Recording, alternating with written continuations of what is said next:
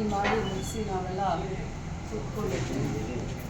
ಸಭೆ ಕೂಡ 10 ನಿಮಿಷ ಮಾನ್ಯ ಸಭಾಪತಿಗಳು ಅಡ್ಜನ್ ಅಂತ ಹೇಳಿ ಅವರು ಒಳಗೆ ತಮ್ಮ ಸಭಾಪತಿ ಕಚೇರಿಗೆ ಹೋದ ತಕ್ಷಣ ನಾನು ನನ್ನ ಸೀಟಿನ ಮೇಲೆ ಸುಮ್ಮನೆ ಕೂತ್ಕೊಂಡಿದ್ದೆ.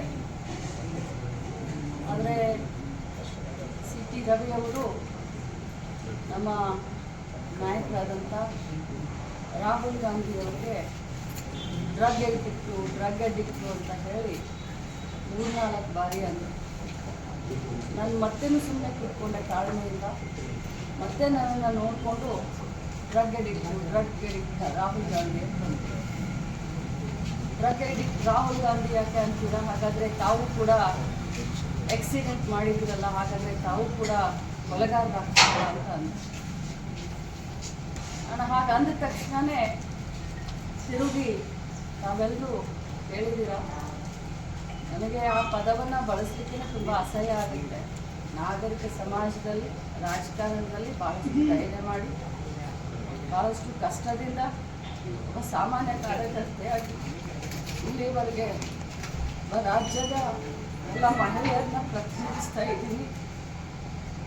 ಇಂಥ ಸಂದರ್ಭದಲ್ಲಿ ನನಗೆ ಆ ಮಾತನ್ನು ಒಮ್ಮೆಲ್ಲ 10 ಬಾರಿ ಹೇಳಿ ನನ್ನನ್ನು ತೇಜೋವಧೆ ಮಾಡಿದ್ರು. ಇದಕ್ಕೆಲ್ಲ ಹೇಳೋದಿಲ್ಲ ನಾನು, ಆದರೆ ನಾನು ಕೂಡ ಒಬ್ಬ ತಾಯಿ, ಒಬ್ಬ ಅಕ್ಕ, ಒಬ್ಬ ಅತ್ತೆ. ಇವತ್ತು ನನ್ನನ್ನು ನೋಡಿ ಸಾವಿರಾರು ಮಹಿಳೆ ರಾಜಕಾರಣಕ್ಕೆ ಬರಬೇಕು ಅಂತ ಅಂತಿರ್ತಾರೆ. ಇರುವಂಥ ನಮ್ಮವ್ರಿಗೇನೆ ಯಾರು ಸದನದಲ್ಲಿ ಈ ರೀತಿ ಮಾತಾಡಿದ್ರೆ ಬಹಳ ಹೊರಟಾಗುತ್ತೆ. ಇಷ್ಟೇ ಹೇಳಿದ್ದು ನಾನು.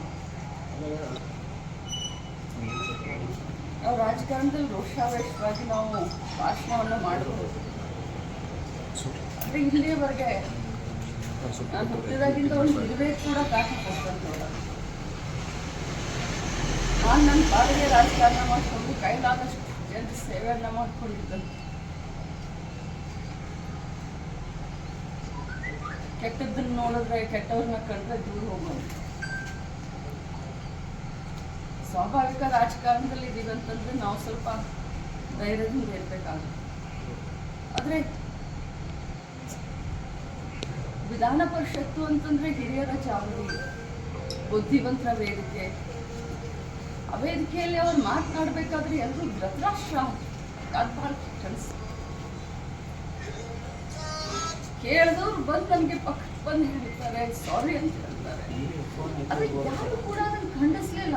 ನಮ್ಮ ಪಕ್ಷದವ್ರು ನನ್ನ ಬೆನ್ನಿಗೆ ನಿಂತ್ಕೊಂಡು ಇವತ್ತು ರಾಹುಲ್ ಗಾಂಧಿ ಇದ್ರೆ ನಮ್ಮ ಕಾಂಗ್ರೆಸ್ ಪಕ್ಷ ಇದ್ರೆ ಲಕ್ಷ್ಮೀ ಹೆಬ್ಬಾಳ್ಕರ್ ಅಂತ ಹೇಳಿ ರಾಹುಲ್ ಗಾಂಧಿ ತೇಜೋವಧೆ ಮಾಡ್ತಾ ಇದ್ದೀರಾ. ಇರ್ರಿಲಿವೆಂಟು. ಅಂಬೇಡ್ಕರ್ ಅವ್ರಿಗೆ ಅಪಮಾನ ಮಾಡಿದ್ರಂತ ನಾವೆಲ್ಲ ಹೇಳುವಂಥ ಸಂದರ್ಭ